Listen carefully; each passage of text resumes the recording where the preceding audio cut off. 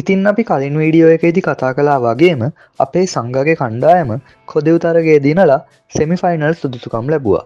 මේ වෙද්දි ඉන්දියාව සහ ශ්‍රී ලංකාව සෙමිෆයිනල් තේරිලා ඉවරයි. ඒ වගේම එංගලන්ත කණ්ඩායම තවත් තරගයක් තියෙද්දිම තරගාවලියෙන් ඉවතට විසිවෙලා ඉවරයි. ඔස්ට්‍රේලියාවට කොදෙව්වන්ට සහ දකුණු අප්‍රිකාවට තවමත් සෙමිෆයිනල් යන්න හැකියාව තියෙනවා.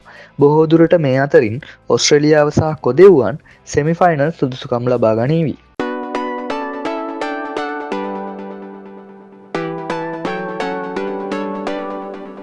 මේ වෙද්දි මේ තරගාවලියේ ශතක 4ක් වාර්තා වුණා.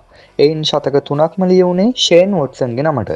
දැනට වයස 43ක් වුණත් ෂේන් වොට්සන්ගේ පාරවල් නම් තාමත් ඉස්සර වගේම තමා.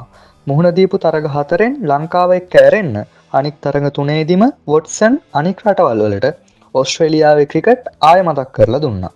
වොට්සන් ඇරුණම මේ තරගාවලියේ අනික් ශතකලාභියා වුණේ උපුල් තරංග. මේ වෙද්දි අවුරුදු 40ක් වෙන තරංග ඔස්ට්‍රේලියාවට එරෙහි තරගයේදී පන්දු 54කදී වේගවත් ලකුණු 102ක් ලබා ගන්න සමත් වුණා. 6 පහරවල් 6ක් සහ 4 පහරවල් 8කින් ඔහුගේ ශතකය වර්ණවත් වුණා. තරංගට පුළුවන් වුණා මීට අවුරුදු 10කට 15කට කලින් තිබ්බ ඒ ලෙජෙන්ඩරි ක්‍රිකට් වයිබ් එක අපිට මතක් කරලා දෙන්න. ඉතින් මේ වෙද්දි මේ තරගාවලියේ අවසාන භාගයට ඇවිල්ලා තියෙන්නේ. ලංකාවට මූලික වටේ තවත් එක තරගයක් ඉතිරියි. ඒ මාර්තු 10 වෙනිදා එංගලන්තයට එරෙහිව. සෙමිෆයිනල් තරග මාර්තු 13 සහ 14 පැවැත්වීමට නියමිතයි. ඒ වගේම අවසන් මහා තරගය මාර්තු 16 පැවැත්වෙනවා. ඉතින් ඉස්සර වගේම දැනුත් සංගක්කාර ප්‍රමුඛ අපේ ලෙජන්ඩ්ස්ලා එක්ක ෆයිනල් එන්නේ කවුද කියලා තමා අපි හැමෝම බලාගෙන ඉන්නේ. මොකද ඒ තරමටම අපිට විශ්වාසයක් තියෙනවා අපේ ලෙජන්ඩ්ස්ලා ෆයිනල් එනවා කියන එක.